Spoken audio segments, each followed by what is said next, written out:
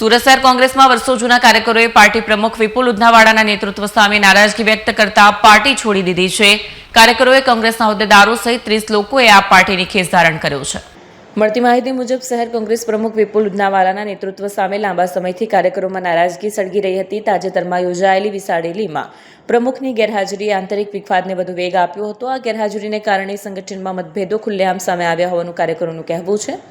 Party છોડનાર કાર્યકરોએ આક્ષેપ કર્યો કે શહેર તેમજ પ્રદેશ સ્તરે તેમની અવગણના થતી હતી। તેઓએ ગુજરાત કોંગ્રેસના પ્રદેશ નેતાઓ સામે પણ સંગઠનને મજબૂત બનાવવા બદલે જૂથવાદ પ્રોત્સાહિત કરવાના આરોપો મૂક્યા છે। આ કાર્યકરો મનોજ સોરઠિયા પ્રદેશ મહામંત્રીની આગેવાનીમાં આપનો કેસ ધારણ કરી સત્તાવાર રીતે પાર્ટીમાં જોડાયા। આપ નેતાઓએ જણાવ્યું કે કોંગ્રેસના પીઢ અને લગભગ 30 વર્ષથી સક્રિય રહેલા કાર્યકરોનું જોડાણ પક્ષ માટે મજબૂતી રૂપ સાબિત થશે। કેમેરામેન હકીમ શેખ સાથે વસીમ હાસમીનો રિપોર્ટ, આઝાદ ન્યૂઝ, સુરત।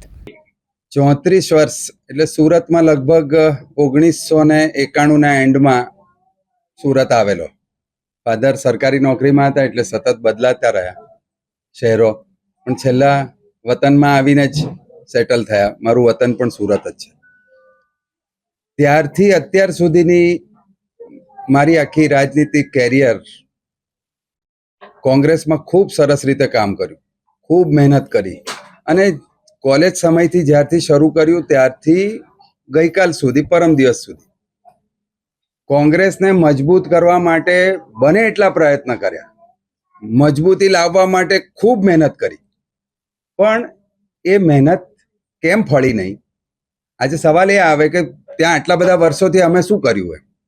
અમે કરવાનો બહુ પ્રયત્ન કરીએ છીએ, પણ આ અમારી જે કોંગ્રેસ પક્ષની નેતાગીરી હતી તે લોકો સ્વીકારવા જ તૈયાર નથી।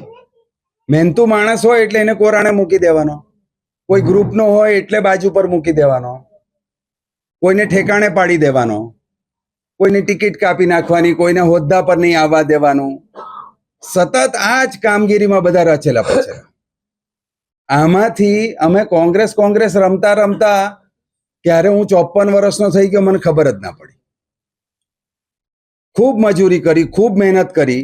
પ્રદેશ સમિતિ તરફથી જે કામગીરી સોંપાઈ, શહેર સમિતિ તરફથી જે કામગીરી સોંપાઈ, એ કામગીરી કરતા કરતા દક્ષિણ ગુજરાત આખું ફરી લીધું છે।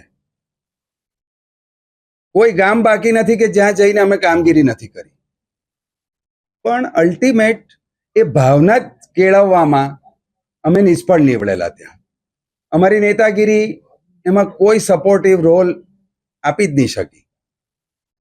સતત નબળા માણસોને નેતૃત્વ આપવું, ભારતીય જનતા પાર્ટી સાથે સંકળાયેલા, ધંધાકીય રીતે સંકળાયેલા, એમની તરફથી નાણાકીય જેમને ફાયદો પહોંચતો હોય એવા જ વ્યક્તિઓ સતત ચૂંટણી લડ્યા, સારા હોદ્દા ઉપર રહ્યા, એટલે અલ્ટિમેટ રિઝલ્ટ નહીં આપી શક્યા।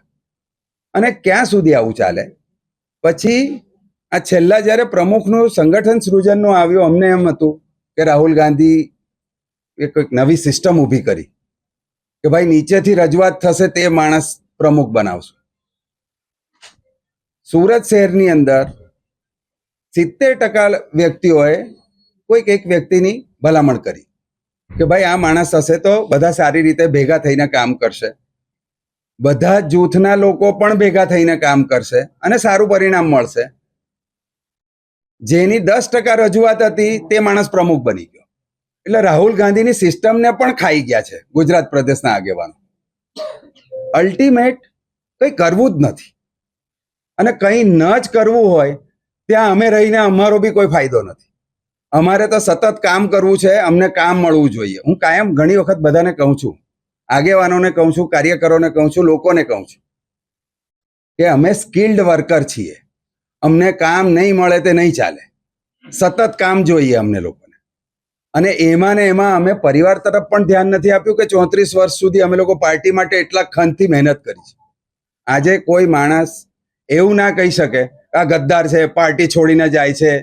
મારા માટે કે અમારા આ સાથીદારો માટે કોઈ કહી શકે એમ નથી, કારણ સતત સમય આપ્યો છે, એનર્જી આપી છે, ઘરના રૂપિયા ખર્ચા કર્યા છે, ખૂબ મહેનત મજૂરી કરી છે।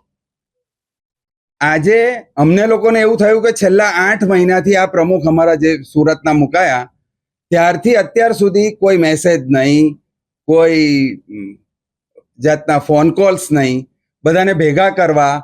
આટલી ખરાબ પરિસ્થિતિ છે ભાજપ સામે, કોર્પોરેશનમાં 0 બેઠક છે, 0 થી સત્તા સુધીનું પ્રયાણ કરવા માટે કેટલી મજૂરી કરવી પડશે, કોઈ જ જાતની વાતચીત નહીં, કોઈ મેસેજ નહીં.